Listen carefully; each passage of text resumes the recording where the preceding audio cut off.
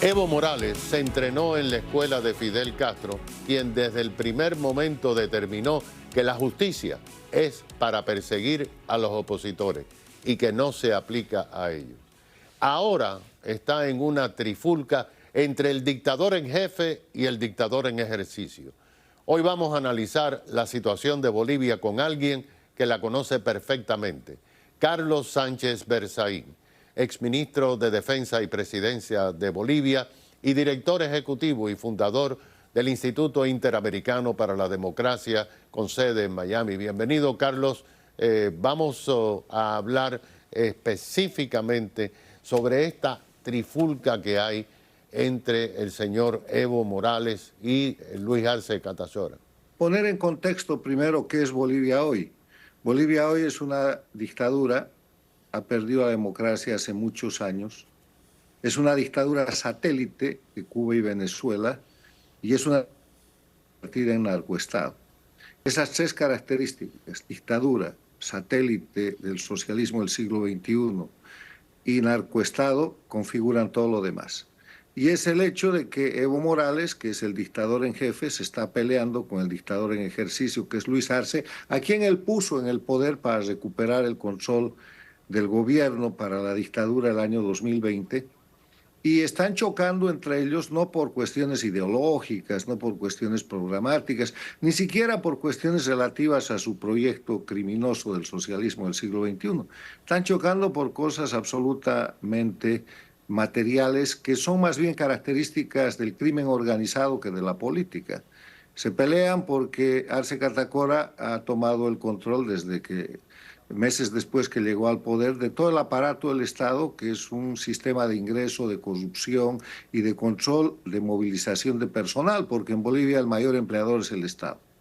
Arce Catacora toma el control de la aduana, ese es el centro de corrupción más importante de entrada y de salida, que tiene que ver con el control del narcotráfico y con el tema de los precursores para producir más coca y cocaína en Bolivia.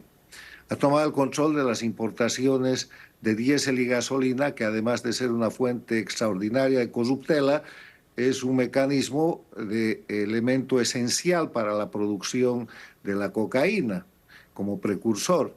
Y además de eso, tienen confrontación porque el sistema del narcoestado se ha desequilibrado a partir de la gran crisis económica que han producido con el sobreendeudamiento de Bolivia a lo largo de los últimos 19 años, 14 años, con el tema de que han entregado la riqueza del gas y la han hecho desaparecer, con el tema de que el litio y el uranio bolivianos ya están en manos chinas y rusas, y con el tema de que han hecho a Bolivia una base del terrorismo iraní y de sus vínculos a partir de acuerdos militares abiertos instruidos por Cuba. Entonces, en ese escenario, esta es una disputa entre dos jefes del crimen organizado que quieren ver cómo controlan el mecanismo de la dictadura electoralista para renovar el poder, para falsificar un resultado el próximo año, el 2025, o poner un candidato que les responda a ellos. Bolivia está paralizada hace 4 semanas, con bloqueos, con confrontaciones, con muertos y heridos, pagando el precio de la confrontación entre dos capos de una mafia que hay que mostrar al mundo. Bueno, y de eso le iba a preguntar, porque además de eso, usted como abogado conoce la ley boliviana, la ley internacional, y el caso es que los mineros o los cosecheros están bloqueando carreteras porque apoyan a Evo Morales en su negativa de ir a declarar ante un tribunal sobre hechos sexuales delictivos. O sea, no solamente están traficando con drogas, el individuo ha sido acusado de delitos sexuales y se niega a comparecer como cualquier otro hijo de vecino, y entonces pues el país está paralizado. El tema es que en esta confrontación entre Evo Morales, el dictador en jefe, y Arce Catacora, el dictador en ejercicio, han utilizado diversos mecanismos para tratar uno de vencer al otro.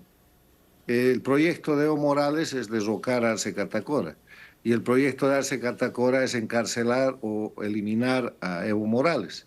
Y mientras tanto mantienen un empate, pero el sistema de justicia de la dictadura, que no es justicia, es un sistema cubano, venezolano de persecución, donde los jueces son verdugos y donde las sentencias están previamente dictaminadas y que se utiliza para perseguir y para torturar a la gente, estaba en manos de Evo Morales, pero pasó a manos de Arce Catacora.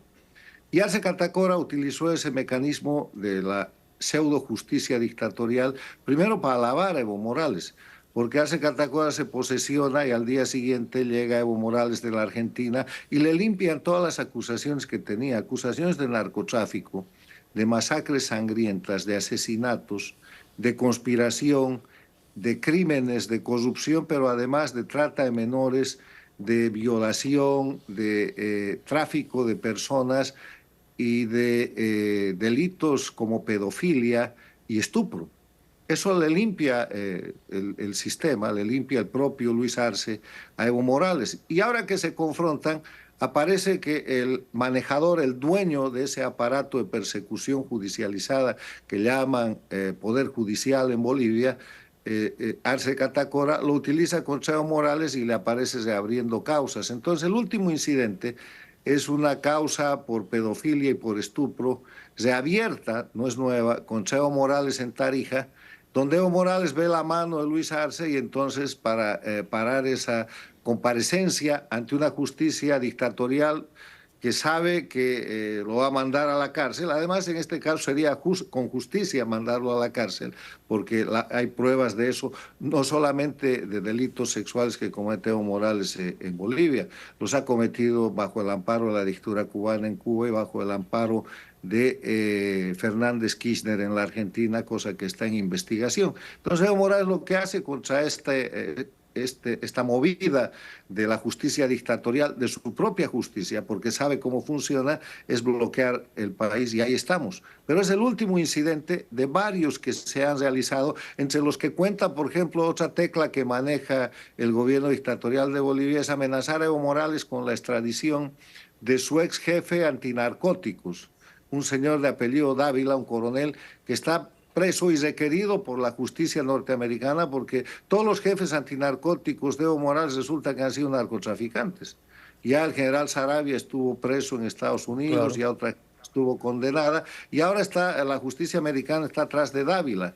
Y se cree que si Dávila es extraditado a Estados Unidos va a comprometer la futura extradición de Evo Morales. Ahora, Carlos, ¿qué está haciendo la sociedad civil para enfrentar esta crisis? ¿Aún hay sociedad civil en Bolivia? Hay sociedad civil que está en estado de indefensión. La sociedad civil ha sido víctima de persecuciones, de asesinatos, de tortura. Hay más de 300 presos políticos en Bolivia. Los defensores de derechos humanos están presos, están exiliados o están muertos. Los verdaderos dirigentes cívicos de Bolivia están en la cárcel. Y ha habido gente que era de la oposición real que ha tenido que torcerse y confesar delitos que nunca ha cometido para que su familia no sea encarcelada y para no perder lo poco que tienen, porque el sistema es igualito en Cuba que en Venezuela, en Bolivia y en Nicaragua. Si es que tú aguantas en la cárcel, te dicen ahora vamos a encarcelar a tu esposa, vamos a encarcelar a tus hijos, aunque sean menores de edad.